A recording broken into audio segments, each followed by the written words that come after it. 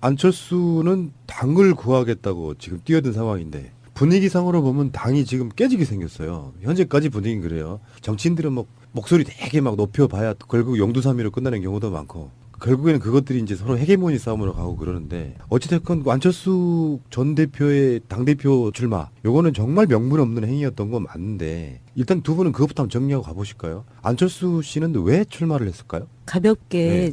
순간 딱 떠오르는 생각이 하나 있었는데요. 예전에 그 모 정치인이 선언만 하면은 북한에서 이렇게 뭐 미사일을 쏜다거나 뭐 네. 실험을 한다거나 선학교. 그래가지고 선 대표? 굉장히 네. 좀 난망한 상황이 연출이 됐었잖아요. 네. 그 후계자가 안철수 대표인 것 같아요. 그렇죠 뭐. 그게 아니라 뭐 아니, 그 선언을 하고 나서 선언한 날 이틀 무슨 만에 일이 있었다 이거겠죠. 김광수 의원 네. 사건 터졌잖아요. 뭐죠? 아니 근데 그 국민의당 전체적으로 보면 좋은 거지 뭐. 인지도가 올라가서 김광수 잘라내면 그게 뭐 꼬리자리 하는 거지. 그리고 대가리들끼리 싸우는 거 못 치고. 아니 본론으로 들어서 이게 김광수 의원 사건이 굉장히 안철수 대표에게는 악재 같아요. 어쩌면.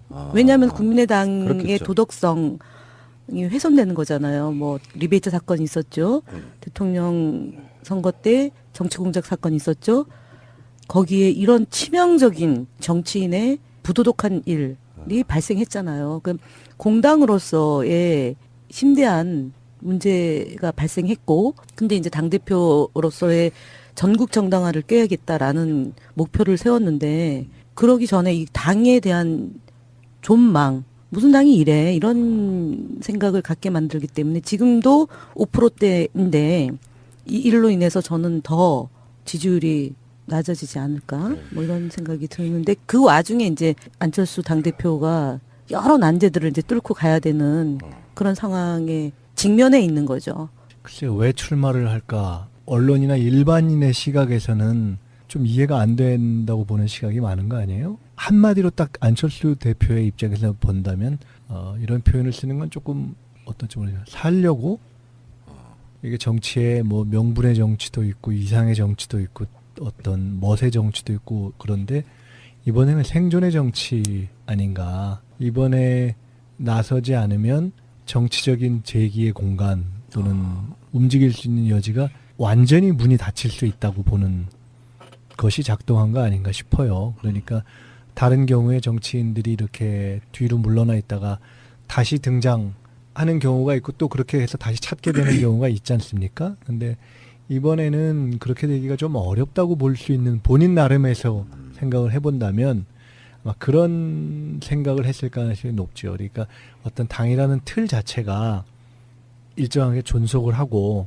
전반적인 대통령 선거 환경이 5년 후에 또 동일한 형태로 작동할 가능성이 있다. 이렇게 되면 내가 어떠어떠한 과정을 통해서 다시 한번 국민의 그래서 잠깐 좀 이렇게 뒤에 물러나 있다가 어떻게 하고 있지? 라는 것 속에서 관심과 기대가 다시 살아나서 이렇게 복귀하는 그런 걸 생각할 수 있는데 당 자체가 일단 계속 존립할지가 알 수가 없고 또 본인이 지금 빠지가 없는 상태고 게다가 내년 지방선거와 연계되어서 지금 개헌이 논의되고 있기 때문에 이것이 정치 환경을 바꿔버릴 수도 있고 이런 여러 가지 그리고 또 하나는 어쨌거나 지금 국민의당에서의 상당 부분이 자신의 그러니까 처음에는 안철수 당으로 출발한 거지만 자신과 상관없는 길로 어쨌든 이것이 이제 다시 갈라져 버릴 수 있는 가능성이 존재한다고 봤기 때문에 본인으로서는 지금 빠지면 영원히 돌아올 길이 없다 이렇게 생각할 가능성이 있는 거죠. 보니까 이번 이제 전대 룰 자체가 대표에게 권한이 강화된 거잖아요. 그 전에는 창업주로서의 안철수라는 힘을 가지고 끌고 왔지만 이제는 새로운 제도로서의 대표가 힘을 줄게 되면 거기서 빠졌을 경우에 이제 완전히 소위 프로 정치인들의 세계에서 자기는 살아남을 길이 없게 되는. 그래서 아마 조금 더 나아간 얘기지만 이 선택은 그 다음에 지방선거나 보궐선거에서의 무언가의 선택과 연계될 가능성이 상당히 높지 않나 저는 이렇게 봅니다. 보궐선거에 출마를 하는 거죠. 그러니까 지방선거에 뭐 서울시장으로 도전하기에는 가능성이 희박하고 두 번째는 예전에 그냥 우리가 썼던 시나리오 중에 하나가 연대를 제안할 수 있죠. 연대, 경기도 이런 데는 뭐 후보를 우리한테 제안할 수 있으려나? 어쨌든. 그러니까 서울시장 양보할 테니 경기도지사 내놔 이런 거요? 그런 거 그렇게 몰미- 된다면 거기서의 연대는 민주당과의 연대가 아니라 이른바 야권 바른정당이나 이런 쪽에 예. 이른바 야권 연대 쪽을 생각할 그 가능성. 예전에는 우리랑 연대를 염두에 둔 게 아니냐라고 생각했는데 지금은 바른정당하고 연대겠죠. 바른정당이 호남 영남에서 자기네 후보 안 되고 연대를 하고 그다음에 이제 경기도 정도에서는 바른정당 후보가 안 나오고 국민의당 후보로 나오는데 그 후보가 이모 의원일 가능성이 높아지는 소설 중에 제가 그냥 이모 의원은 반드시 내년 지방선거에 뭘 도전한다 이런 생각이 늘 그것 때문에 나간 거다라고 저는 보고 있는 거고 이모 의원이요. 어디요? 경기도. 광명이요? 예, 예. 광명 그분이요? 네. 참. 그리고 안철수 대표는 노원병에 도전할 거라고 저는 봐요. 아 이건 뭐 염치 모렴치 그런 거 없어요 이제. 아이씨, 왜냐하면 이분은 유아 독전이거든요. 정말 본인이 그렇대요. 많은 희생과 헌신을 통해서 양보했다라는 생각을 늘 지배적으로 갖고 있기 때문에 이번에 대선 패배도 그 이번에 도전하는 거 보세요. 비가 오고 바람이 불었는데 꽃이 피지 못했다라는 거잖아요. 그러니까 아쉬운 거죠. 본인이 될 수도 있었는데 왜 졌는지를 아직도 모르는 거예요. 안철수 대표의 입장으로 놓고 보면. 그래서 역으로 보면 제가 생존의 정치에서 이 시점에 들어와야 되고 그것 때문에 지방선거나 보선에 연결돼서 그 무언가의 선택과 다시 연결될 가능성이 높다 이렇게 이야기했지만 그걸 역순으로 이야기하면 지방선거나 보선에서의 무언가와 움직이기 위한 것으로서 이렇게 거슬러 올라온 것으로 봐도 역으로 또 퍼즐을 맞출 수 있는 그러니까 이미 어떤 큰 그림 또는 큰 정치, 국가, 운영, 대선 이런 정치라기보다는 어떤 정치적인 본인의 생존을 중심으로 해서 근데 판을 보는 옛날 정동영 의원이나 손학규 의원의 행보랑 크게 안 달라요. 맞아요. 똑같아요. 모든 제가- 선거에 다 도전하고. 그러니까 제가 좀 전에 어. 이제 누구 얘기를 하려면 사실 이제 이인재 의원 같은 경우부터 시작해서 이제 이렇게 되면 경우에 따라 작은 전투에서 작은 승리를 하는 경우가 있어요. 그러니까 이번에 꼭 그렇게 될 거다고 제가 지금 말씀드리는 것이 아니라 그런데 그렇게 되면 큰 정치의 축에서는 벗어나게 되는 거죠. 멀어지게 되는 거죠. 큰 정치 못하는 거고요. 짜잘해지는 거죠. 그렇으니까 그런 느낌이고 안철수를 이렇게 표현하면 될 것 같아요. 이번에 당대표 출마가 어떤 느낌이냐면은 왜 그 한복 같은 데 보면 쪽빛으로 정말 이렇게 염색을 잘 해가지고 예쁜 천 있잖아요. 거기 한 5년 전에 안철수였다면 지금 완전히 색이 바래가지고 그냥 원래 있던 광목 색깔만 남은 그런 어머, 느낌. 비교를 해도 광목이 얼마나 말것들이 잡을 줄 알았어. 포목집 가게 포목집 딸입니다. 저기 진짜 그러네. 광목 듣는 광목 기분 나빠요. 그러지 마세요. 어쨌건 그 원래 색깔 그 푸르스름한 그 예쁜 색깔이 아예 없어진 그런 느낌. 새정치라는 게 없고 천정배나 정동영 두 후보 입장에서는 이제 고만고만하게 그 작은 당에 이제 예전에 한때는 또 여당의 대표였던 사람들 아니에요. 지금 국민의당에 가 있는 분들이 대부분 대선의 꿈을 꾸다가 당내 경선에선 도저히 돌파를 못 하겠으니까 당을 깨고 나가가지고 집을 지었는데 이제 그 집을 지어놓고 보니까 대선 후보의 반열에 올랐던 사람들이 다 있는 거잖아요. 지금 손학규 전 대표, 그다음에 정동영 의원, 천정배 의원, 그다음에 박주선 박지원, 뭐. 박주선 의원. 그 박지원 의원은 대선까지는 아니었죠. 어. 그분은 꿈이 당 대표였으니까 실현 국민당 대표. 했잖아요. 이제 다음번에 또 나오겠죠. 박지원 대표는 안철수 당 대표 후임으로. 근데 이제 이런 분석이 있어요. 지금 안철수도 바보가 아닌 이상 당이 저렇게 반발할 거라는 거 알 텐데 왜 저럴까? 아니요 반발이 이렇게 나올지 이렇게 세지 못해. 예상 셀 전혀- 거라고 예상은 못했죠. 어느 정도 했을 거라고 보고. 왜냐하면 107명 위원장이 지지 선언을 했다고 했으니까 그렇게 보면 몇 명 안 되죠. 반대하는 사람은. 그러니까 이 반대를 몰랐다면 정치인으로서 가치는 저는 없다고 봐요. 그 정도의 그림을 못 본다면. 근데 문제는 이제 이런 해석들이 있어요. 뭐 요즘에 나오는 그 새로운 주의가 하나 나오는데 극중주의? 그러니까 제3당으로서 진보와 보수 사이에 있는 중도를 확 잡아야 된다. 뭐 이미 그 물도 건너갔다고 저는 보는데. 근데 그렇다 보니까 지금 국민의당이 사실상의 이제 분당 형태로 가는 거 아니냐. 분명히 이 경선 과정에서 당장은 깨지지 않더라도 굉장히 많은 그 서로 간의 갈등이 노출되다 보면 도저히 같이 못 있겠다 하면 이제 실제로 안철수는 호남에 기대기보다는 오히려 바른정당과의 연대 또는 통합 이런 걸 생각하는 게 아니냐는 분석이 있습니다. 두 분 생각은 어떠세요?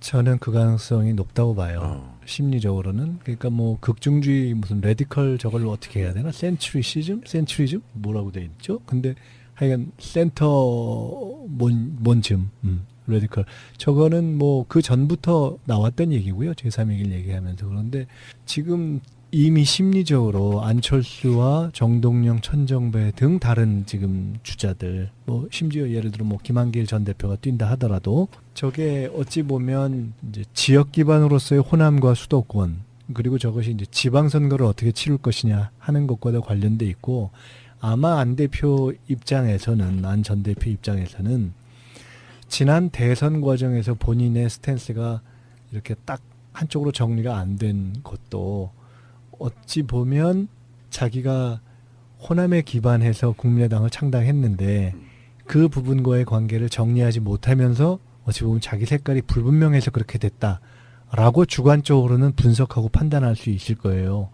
그렇게 하면서 오히려 자기의 정치적 지역구라든가 이 정치적 기반이 지금 일단 서울에 있기도 하고 해서 그런 것 때문에 오히려 경우에 따라서는 호남 출신 주자들과의 갈등 내지는 반발을 염두에 두고 오히려 그 과정에서 경우에 따라서는 약간 기존의 호남이 대변하고 있던 전통적인 어떤 친민주당적 성향 내지는 어떤 햇볕 정책과의 친화성 이런 부분과 차별화를 하는 쪽으로 오히려 가는 것을 감내하고 감수하고 선택하는 쪽으로 갈 가능성이 있어서 마치 한때 여당에 있다가 새천년민주당에 몸담았다가 떠났던 이인재 의원이 그 뒤에 굉장히 극보수화의 길을 가잖아요.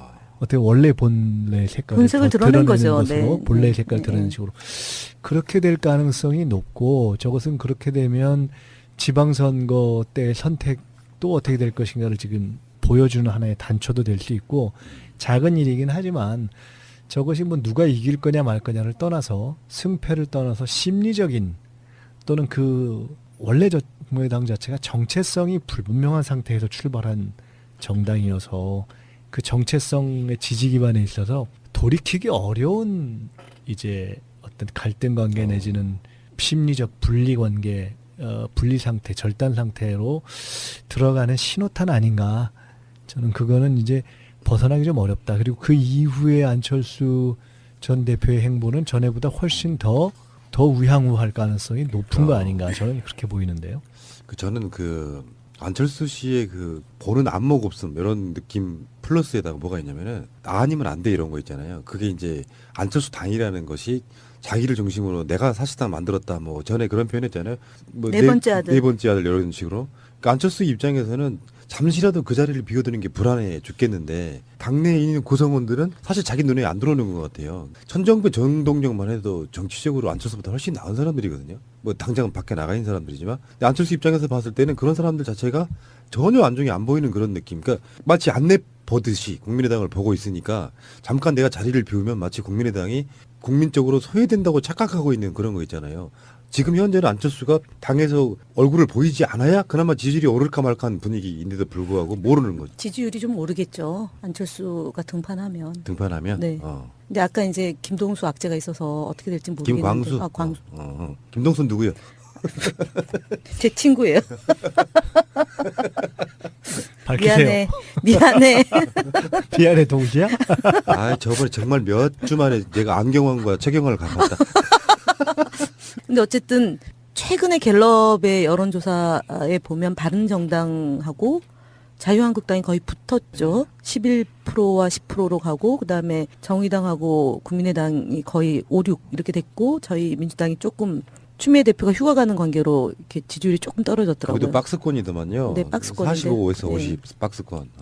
근데 이제 안철수 대표가 떨어지는 일은 없겠죠?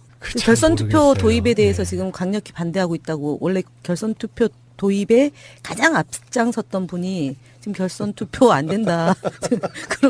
그러고 있는데 어쨌든 8일까지 이제 동교동 어르신들이 이제 출당 시킨다. 이제 이렇게 지금 배수의 진을 치고 있는 거고. 근데 이제 안철수 전 후보는 이제 설득하겠다. 이제 의원들도 설득하고 왜 이 시기에 해야지만 되는지에 대해서 고난의 길을 가겠다 이제 이런 거잖아요. 근데 어쨌든 제가 보기에는 일시적으로는 조금 오르겠죠. 안철수 후보의 등판이 그나마 대선 후보가 이제 저쪽 자유당의 홍준표가 있던 시기에 반짝 올라갔다가 다시 이제 10%를 면치 못하고 있는 거고, 그다음에 이제 바른정당의 지지율이 좀 빠지면서 국민의당 지지율로 이렇게 조금 옮겨갈 수도 있는 거죠. 왜냐면은 바른정당이 지금 이혜훈도 컨벤션 효과가 살짝 있었다가 지금 또 이제 헤매겠죠. 곧. 매력이 없어요. 그러니까요. 유승민 의원은 내뱉는 말마다 이제 미국의 이익만 대변하는 그런 정치인으로 계속 가고 있고, 안철수는 그 틈새를 타서 이제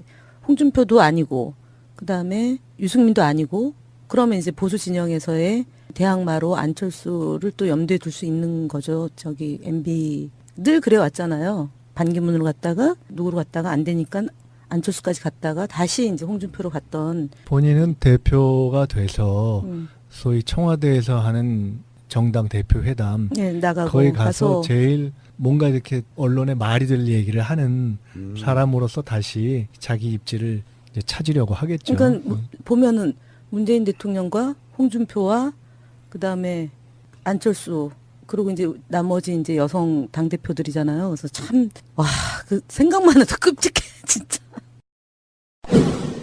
뭐 안철수 씨는 대변인님이나 우리 원장님 말씀처럼 그렇게 생각할지 모르는데 저는 지지율 안 오른다고 보거든요. 일시적으로. 저도 안 오른다고 봐요. 그러니까 일시적으로도요. 그러니까 저도 안 그게 오른다고 봐요, 사실. 안철수는 대선 후보로서의 매력이 완전히 떨어진 상태에다가 내기예요.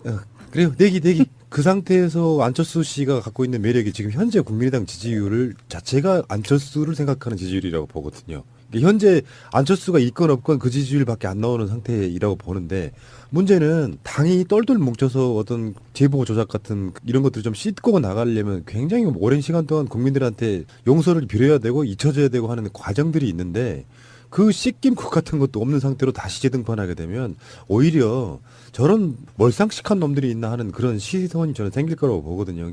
그러니까 이런 논리로 다른 여타의 주자들이나 다른 당내의 반발, 심지어는 어떻게 창업 출당론 뭐 이런 것이 그냥 나오는 말은 아닌 것 같고요. 이 정도 되면은 감정적으로 엄청나게 격앙돼 있고, 이게 바로 어쩌면 국민의당 분당의 시작. 그러니까 저게 이제 네. 참 어떻게 보면 자업자득일 수도 있고 시작이 그랬기 때문에 결국 끝도 그렇게 되는 건데, 저게 어떤 정체성이나 어떤 이상보다는 그야말로 필요에 따른 일시적인 이익의 연합으로 뭉쳤던 거기 때문에 굉장히 고통스러울 거예요. 지금 안철수 대표가 아닌 쪽, 지금 안철수 대표의 생각에서 우리가 한번 생각을 해보고 분석을 해본 거잖아요. 근데 안철수 대표가 아닌 쪽에서 생각했을 때는 그 안철수 대표가 다시 당 대표가 되거나 하는 상황이라는 게 출로가 없는 상황이 돼버리잖아요. 그러니까 다른 입장에 서 있는 분들은 아까 얘기했던 것처럼 지금이 기대해 볼 수 있는 것이라고는 개헌을 통해서 일정한 어떤 룸을 확보해서 정치적인 그 뒤에 움직일 수 있는 가능성을 열어보거나, 그것을 통해서 호남에서의 지방선거를 좀 도모해보거나 뭐 이런 등등인데, 그 모든 가능성이 딱 닫혀버리게 되는 상황이어서 그냥 차라리 이럴 바에는 내가 차라리 혼자 그냥 잠깐 무소속으로 있는 게 낫지 않을까 싶은 정도의 유혹과 고통을 상당히 강제받게 되는 상황이 오게 되지 않는가.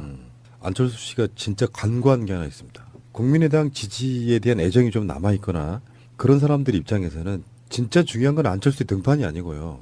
잘 됐다 못 됐다가 아니라 진짜 국민의당 매니아들 입장에선 내부적으로 그렇게 갈라지는 것 자체가 문제예요, 사실은. 그러니까 안철수가 돌아온다고 했을 때 전 당이 나서갖고 환영한다 이런 분위기라면 당 올라요. 지지율이 어느 정도는. 그 지금 제보 조작 사건이나 이런 거랑 상관없이. 근데 안철수가 돌아오면서 극심한 내용에 빠졌다. 그러면 지지를 그 사람들한테 보낼 수가 없는 상태. 그러다가 지금 이제 급기야는 바른정당과의 일부 분당에서 합당 연대론 같은 게 나오기 시작하면 확실히 이런 것들이 단초가 돼가지고 내년 지방선거 때까지 정치권이 어떻게 될지 모르겠다는데, 결론적으로 말하면 이제는 우리가 그 이야기를 해야겠죠. 더불어민주당에게는 어떤 효과가 있을까? 이게 이제 더 중요한 거 아니겠어요? 국민의당이 효용성이 없는 건 아니잖아요. 국회 운영에 있어가지고는. 그걸 어떻게 생각하세요? 지금 만약에 국민의당이 이런 식으로 가다 보면 지금 현재 전국에는 어떤 영향을 끼칠까요? 실제로 합당의 가능성이 있습니까? 그러니까 일부라도 나와서 무슨 합당입니까? 아니 합당이 아니라 잠깐만요. 릴렉스. 그 중에는 분명히 여당 들어오고 싶은 사람들이 있을 거란 말이에요. 안철수에 반대하는 사람들 중에. 그냥 입당이죠. 입당 어쨌건 입당 이런 개념으로 가능성이 있다고 보세요? 글쎄요, 일단 국민의당 의원들 입장에서만 보면 그 중에 상당 부분은 차라리 혼자 나와 있는 것이 낫겠다는 고민을 저는 할 것 같아요. 무소속으로요? 네. 건망하는 거죠 일단. 무소속으로 의원들은 그게 남아 있는데 쉽지 않죠. 쉽지 않으나 이게 이렇게 묶여 있다가 난 어떡하나 하는 고민을 상당히 하게 될 것 같아요. 이제 지방선거 앞두고 내년에 출마해야 될 의원들의 경우는 당을 선택을 강요받죠. 근데 국민의당으로는 도저히 할 수가 없고 무소속으로 가는 경우는 자치단체장은 무소속으로도 가능할 수도 있는데 지금 더불어민주당의 지지도가 워낙에 높은 관계로 무소속으로 해도 쉽지는 않을 거고 그렇다고 국민의당 간판으로 나갈 수는 없고 탈당해서 복당하려고 하는 분들이 많겠죠. 지방자치단체 그러니까 이제 된다면 쪽에서는. 그 다음에는 거기까지 생각할 수 있으나 우선은 그것이 이제 여의치 않을 경우에는 이게 당이라는 틀에 묶여 있을 때 나의 행보가 너무나 제약받기 때문에 그렇게 될 가능성 심리적으로는 사실 그러니까 그런 어떤 압박을 많이 받게 될 것이다. 그러니까 그런 것을 예상하기 때문에 지금 그렇게 반발이 큰 거죠. 그리고 실제로 이제 국민의당으로 분당에 나갈 때 자원들이 부족하잖아요. 그래서 나타난 사람이 김광수예요. 어떻게 보면은 전북 도의회 같은 데서 이제 도의원 하다가 분당되고 나니까 이제 뭐 지역 정가도 반으로 쪼개졌을 거 아니에요. 사람이 부족하니까 공천을 할 때 도의원에서 이렇게 차출해서 끌어올리는 뭐 그런 형태의 인물이거든요. 저는 일단 분당이 잘 된 측면도 없잖아 있었던 게 뭐냐면 지역 정치 물갈이 할 수 있었어요. 그 사람들이 다 떨어져 버리고 나면 솔직히 말해서 호남 쪽에서 저희들 그 얼마 전에 그런 인터뷰 한 적 있거든요. 광주 남구의회 칼부림 난동 사건. 그게 국민의당 구의원이었는데 그분 최근에 사퇴했거든요. 한데 그런 지역에 가면은 새누리당류와 다를 게 하나도 없는 정치인들이 엄청 많잖아요. 근데 그걸 그대로 받아들이면 좀 반발이 심할 거고. 근데 국회 운영에 있어서는 분명히 그 효용성이 분명히 있는 거지 않습니까? 딱 과반 쥐고 있으면 국정운영은 훨씬 쉬워지잖아요. 어찌됐건 간에. 근데 그분들 들어오면은요. 국정 운영은 쉬울지 모르지만 당 운영이 굉장히 어려워져요. 그러니까 함부로 생각하면 안 돼요. 그러니까 국정 운영은 국민의 지지를 보고 이렇게 가야죠. 그 한석 두석 아쉽다고 받아들여가지고 들어와가지고 하긴. 어유 상상해 보세요. 근데 우리는 이제 단순한 셈법으로는 그렇게 이야기하는 것이고요.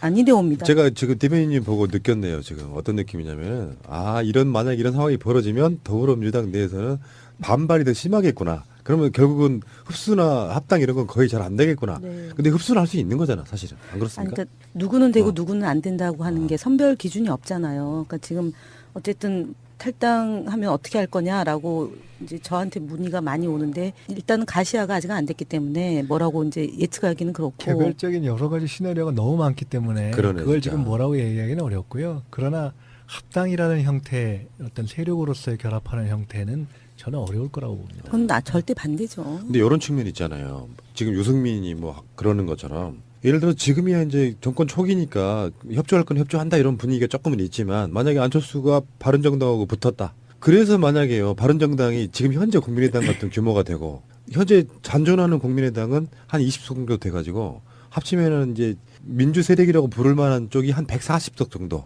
그리고 20석이 바른정당으로 부르면 그쪽이 한 40석 되고 그런 모양새로 가면 국정운영 굉장히 힘들 것 같은데 국민의당은 당론이 있거나 그래서 이게 전부 국회 표결 같은데 이쪽으로 붙었다 그러면 그게 160석 나오잖아요. 그런데 그쪽 20석 정도를 안철수가 끌고 간다고 하면 이쪽이 표가 불리해지면 건건이 이제 표결하면 무조건 지게 되는 상황이 올 수도 있다. 이것도 계산 한번 해봐야죠. 바른정당이 통으로 자유한국당 화된다? 통이 아니라 반 쪼개져 가지고 그쪽으로 20석이 붙고 아니 그러니까 표결에 있어서 자유한국당하고 바른정당하고 같은 스탠스를 취하고 그다음에 국민의당에 남아 있는 분들하고 무소속하고 정의당하고 이제 우리가 되는 구조잖아요. 그러면은 이게 정말 산술적인 이야기예요. 아니 그러니까 산술적인 얘기인데 그러면은 또 거기서 또 분화가 생기겠죠. 정치 어렵다 진짜. 이거 어떻게 막 딱 정리해 줄 사람 없나요? 없네요. 네. 그냥 국민들이 바른 정당 이름 보고 하는 게 아니라 진짜 바르게 정치하는 정당의 힘을 계속 주고 여론을 몰아가서 그 힘을 바탕으로 정치를 하는 수밖에 없네요. 지금 돌파. 하여간 지금 있을 수 있는 다양한 시나리오를 지금 얘기하기는 네. 어렵고 근데 지금 예상할 수 있는 것 아까 말씀드린 것처럼 분명한 것 하나는 저는 안철수 전 대표는 그런 어떤 강렬한 생존의 정치를 할 가능성이 높다. 그리고 자기가 어떤 형태로든 그 이후에 개헌 국면이 됐던 또 그 이후까지를 바라보건 또 정치적인 복귀를 바라보건 조금 더 확고한 야행보, 현재까지 최근에 국민당이 보이는 것보다는 더 확고한 야성 행보를 하려 할 가능성이 높다. 야성이라니요. 아니 그러니까 그냥 저기지 반대를 더 하면 반대하는 반대예요. 거지. 그러니까 국민의당이 어떤 경우에 따라서는 뭐 더불어민주당에 저 협조도 꼴통짓을 할 가능성이 이렇게 높다 이렇게 그렇지, 얘기해야 되는 쉽게 거죠. 얘기하니까 야 소위 얘기하는 야 쪽 바른정당 지금 여야 개념이 좀 헷갈리죠? 헷갈리니까 우리가 옛날 야당 이렇게 얘기하면 안 돼. 지금 우리 그러니까 지금 더불어민주당에 그러니까 무조건 반대하는 진영 쪽으로 그 용어를 서서- 좀 만들어내야 될 네, 것 같아요. 서서 그러니까 쉽게 말해 더 보수화할 것이다. 네. 아까 얘기대로 하면 더 보수화할 가능성이 저는 훨씬 높다고 본다. 이렇게 보고요. 예. 그리고 나서 이제 국민의당 의원들의 선택은 그는 이제 그야말로 본인들이 각각 개별 정치적 사안이라든가 의안 이런 것들에 대해서 어떤 입장을 취하는가 이것들이 이제 좀 명료해져면서 사실은 국민들과 당원들의 판단이 이루어져 가겠죠. 예. 어쨌건 안철수 씨가 선택지가 지금 만약에 당대표 나가서 현재 분위기대로라면 천정배 정동영이 단일화해도 어렵다는 거죠. 두 분 생각에는 안철수가 될 가능성이 없다는 거죠.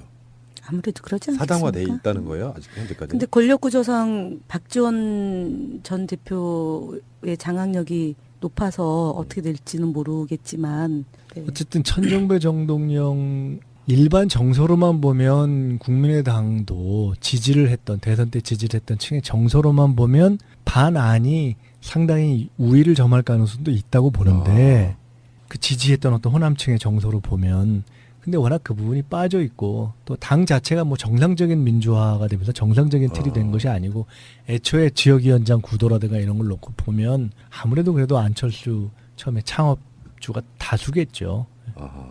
그러다가 끔찍한 게요. 예를 들어서 내년 6월 달쯤에 나 서울시장 나갈래라든지 이분의 선택은 분명히 있을 것 같죠. 재보궐선거를 나오거나 지방선거에 정말 서울시장 후보로 한 번 더 나오거나 이제는 박원순 네가 나한테 양보해 이렇게 될 수도 있잖아요. 뭐 그건 떼쓰는 거죠. 애가 떼쓰듯이 하는 건데 저는 국회의원 가능성이 더 높다고 봐요. 시장은 저도 국회의원 보궐선거에 나올 거라고 봐요. 근데 그러면 너무 뻔뻔한 거 아니에요?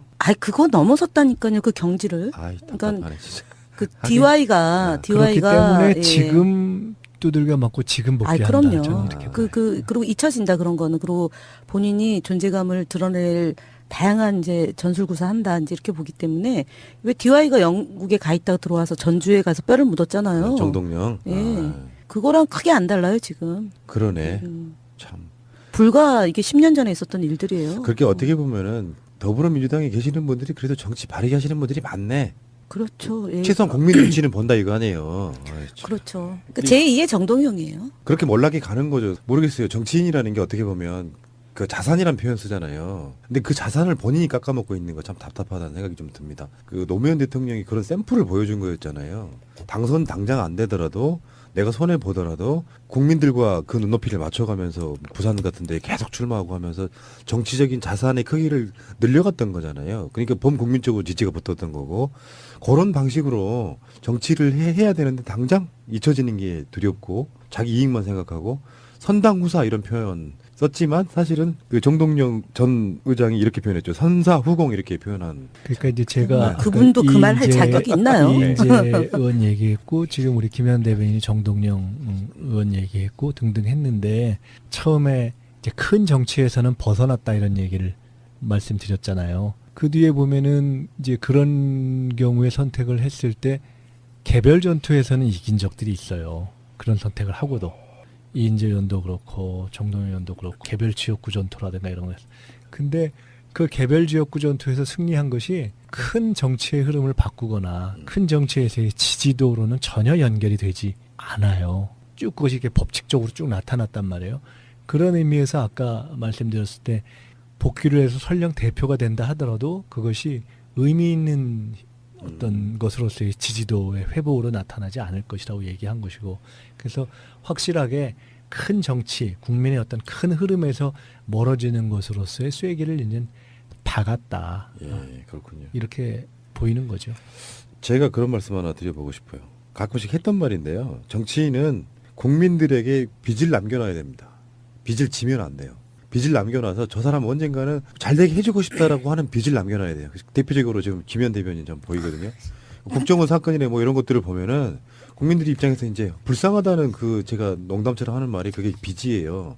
저 사람 언젠가는 그 빚을 우리가 갚아줘야 돼 하는 그 오해 상태라고 보거든요. 그것이 아니고 자꾸 국민한테 자기가 빚을 지게 되는 상황이 오면 나중에 결국은 버려진다는 사실을 꼭 알았습니다. 이게 많은 거 아니에요? 한마디로 딱 안철수 대표의 입장에서 본다면 이런 표현을 쓰는 건 조금 어떤 쪽으로 살려고 이게 정치에 뭐 명분의 정치도 있고 이상의 정치도 있고 어떤 멋의 정치도 있고 그런데 이번에는 생존의 정치 아닌가. 이번에 나서지 않으면 정치적인 재기의 공간 또는 움직일 수 있는 여지가 완전히 문이 닫힐 수 있다고 보는 것이 작동한 거 아닌가 싶어요. 그러니까 다른 경우에 정치인들이 이렇게 뒤로 물러나 있다가 다시 등장하는 경우가 있고 또 그렇게 해서 다시 찾게 되는 경우가 있지 않습니까? 근데 이번에는 그렇게 되기가 좀 어렵다고 볼 수 있는 본인 나름에서 생각을 해본다면 아마 그런 생각을 했을 가능성이 높죠. 그러니까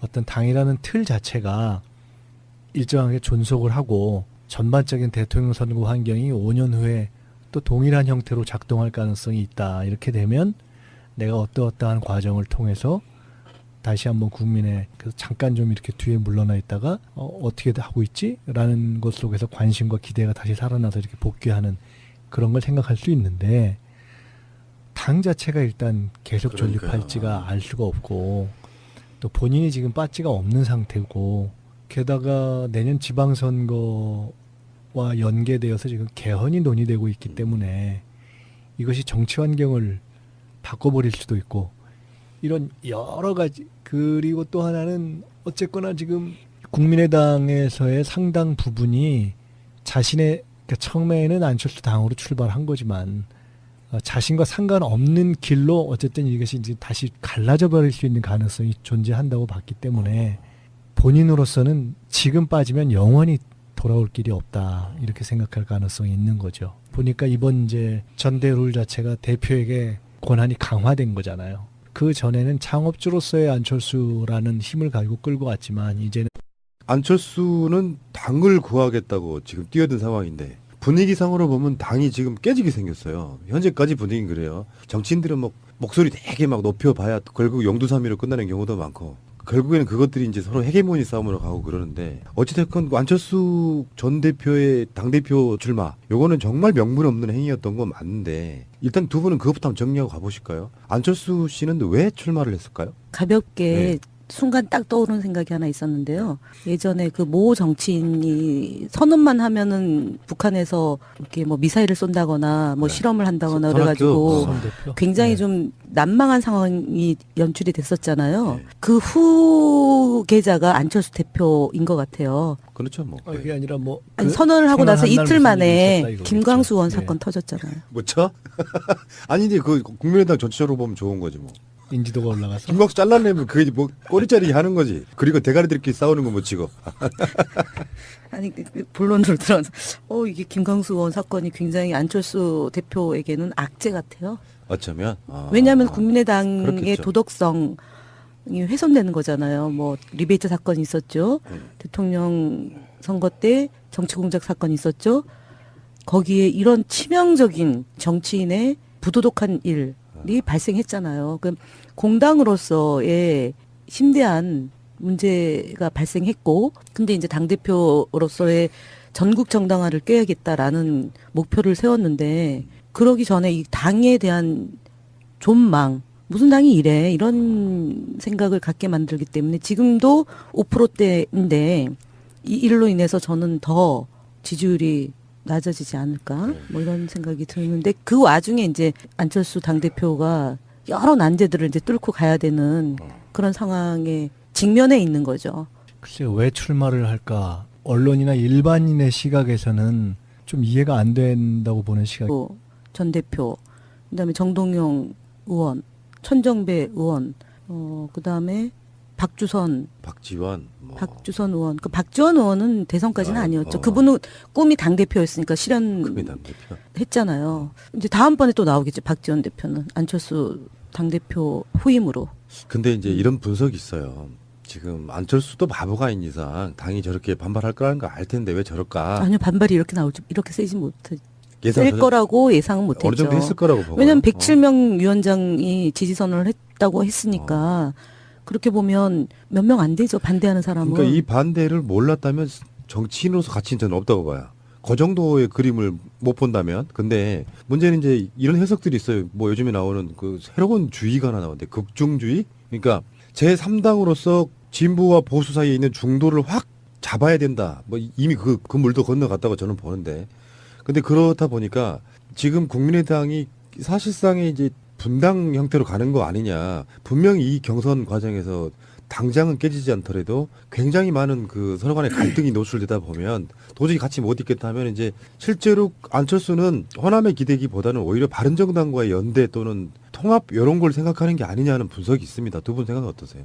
저는 그 가능성이 높다고 봐요. 심리적으로는. 그러니까 뭐 극중주의 무슨 레디컬 저걸 어떻게 해야 되나? 센츄리시즘?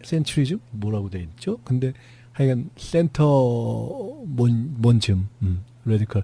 저거는 뭐 그 전부터 나왔던 얘기고요. 제3의 얘기하면서. 그런데 지금 이미 심리적으로 안철수와 정동영, 천정배 등 다른 지금 주자들, 뭐 심지어 예를 들어 뭐 김한길 전 대표가 뛴다 하더라도 저게 어찌 보면 이제 지역 기반으로서의 호남과 수도권, 그리고 저것이 이제 지방선거를 어떻게 치룰 것이냐 하는 것과도 관련돼 있고, 아마 안 대표 입장에서는, 안 전 대표 입장에서는 지난 대선 과정에서 본인의 이 시점에 들어와야 되고, 그것 때문에 지방선거나 보선에 연결돼서 그 무언가의 선택과 다시 연결될 가능성이 높다 이렇게 이야기했지만, 그걸 역순으로 이야기하면 지방선거나 보선에서의 무언가와 움직이기 위한 것으로서 이렇게 거슬러 올라온 것으로 봐도 역으로 또 퍼즐을 맞출 수 있는, 그러니까 이미 어떤 큰 그림 또는 큰 정치, 국가 운영, 대선 이런 정치라기보다는